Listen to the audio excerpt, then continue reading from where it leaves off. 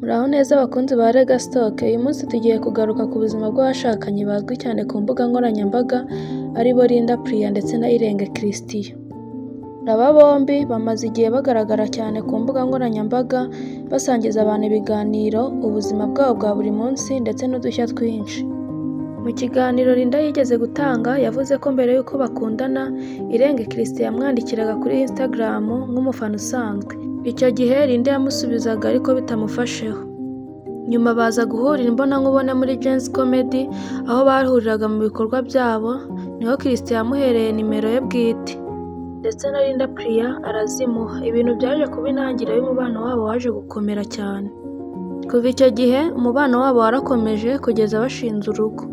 Muri iki gihe ababakurikirana ku mbuga nkoranyambaga hari abemeza ko uburyo Linda asubiza umugabo we bari mu biganiro ari imico isanzwe yo gusetsa ndetse no kuvuga adaciye ku ruhande, abandi bakabifata nk'ibirenze gusetsa. Muri comment hari abantu benshi bavuga ko mu biganiro byabo baba babona Linda hari ahantu agaragara nk'udaha agaciro umugabo we, bamwe bavuga ko uburyo amusubiza cyangwa ukuntu amuca mu ijambo bisobanura ko yaba amusuzugura. Abandi bo bakavuga ko ari uburyo bwabo bwo gusabana ndetse no gusetsa kuko bose bakunze kugaragara basetsa kandi batita cyane ku magambo aremereye. Ku rundi ruhande hari abantu benshi bakurikirana ubuzima bwa Irenge Christian ndetse n'umugore we Linda Priya, ariko iyo witegereje neza mu makomenti hari benshi bemeza ko Christian bigaragara nk'umugabo ugira keya cyane kandi akunda kwita ku mugore we ku buryo bugaragara. Mu mashusho yabo atandukanye akenshi ubona amutungura akamugurira utugifuti dutandukanye, yaba indabo cyangwa impano y'imyambaro cyangwa ibindi bintu byoroshye ariko bifite igisobanuro cy'urukundo. Kandi si ibyo gusa kuko hari aho yagiye agaragara amuririmbira indirimbo mu buryo bwa romantike, ibintu bituma benshi bavuga ko umugabo we amukunda cyane, ndetse hari n'aho yigeze gutangaza ko Linda akora ibyo ashaka, ko atamushyiraho igitutu gikabije ndetse ko amuha umwanya ndetse n'ubwisanzure mu byo akora, ibintu bishobora kugaragaza icyizere n'urukundo amufitiye.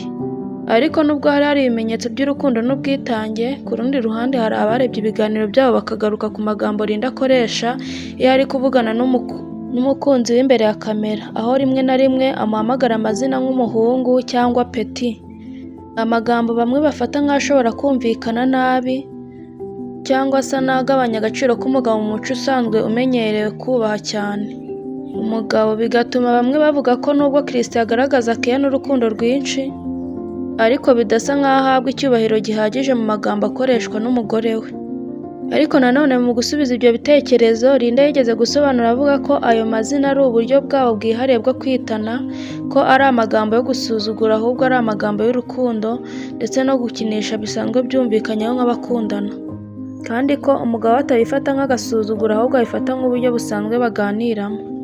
Kuko akenshi dukunze gusobanura imibanire y'abandi dukurikije uko twumva urukundo n'icyubahiro bigomba kugaragara, nyamara buri couple igira umwihariko wayo. Kuko kuri iki gihe hari abagaragaza urukundo mu magambo yakomeye kandi yuje icyubahiro gisa n'icya kera, ndetse hari n'abahitamo kuba playful bagakoresha amazina atangaje ariko kuri bo yuzuyemo affection.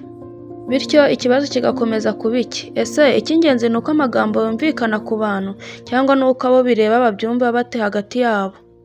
Iyo urebye ku ruhande rwa Christian, ibikorwa bye kugura impano, kuririmbira umugore we ndetse no kumushyigikira mu byo akora bishobora gufatwa nk'ikimenyetso simusiga cy'urukundo rugaragara, ariko ku ruhande rwa Linda nubwo hari amagambo ashobora guteza impaka, we agaragaza ko hari uburyo bwabo bwo gukundana ko basabana kandi ko nta gasuzuguro karimo, kandi byose byemejwe na Irenge Christian.